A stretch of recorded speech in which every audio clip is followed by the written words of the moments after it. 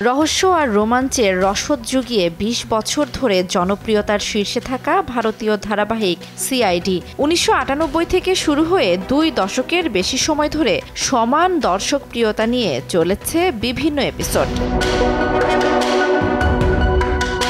ACP Pradyumna, Abhijit, দায়াকে চেনেন না এমন মানুষ নেই। সবচেয়ে দীর্ঘ সময় ধরে চলা জনপ্রিয় ক্রাইম থ্রিলার শো সিআইডি এর প্রিয় মুখ তারা। কিন্তু দর্শকদের জন্য দুঃসংবাদ হলো তাদের মধ্যে এসিপি প্রদ্যুম্নকে আর দেখা যাবে না। সিআইডি থেকে চিরতরে সরে যেতে চলেছেন এসিপি প্রদ্যুম্ন চরিত্রের অভিনেতা শিবাজি সাতম।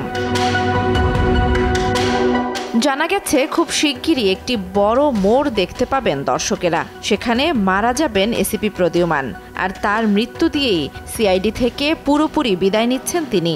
আর এই খবরটি প্রকাশের সাথে সাথেই রীতিমতো মন ভেঙেছে দর্শকের।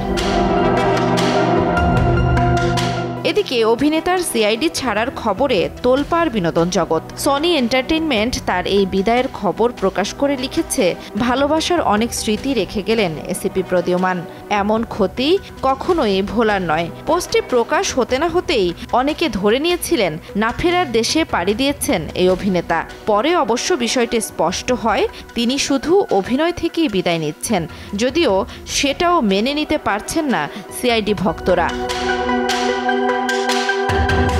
এদিকে শোনা যাচ্ছে অভ্যন্তরীণ গোলযোগের কারণে এই শো ছাড়ছেন অভিনেতা। তাই এর মধ্যেই নতুন এসিপির খোঁজ শুরু করেছে প্রযোজনা সংস্থা। তবে শিবাজিকে ছাড়া এই শো এর জনপ্রিয়তা কতটা থাকবে তা নিয়ে উঠেছে প্রশ্ন। জান্নাতুল দোলনা, সময় সংবাদ।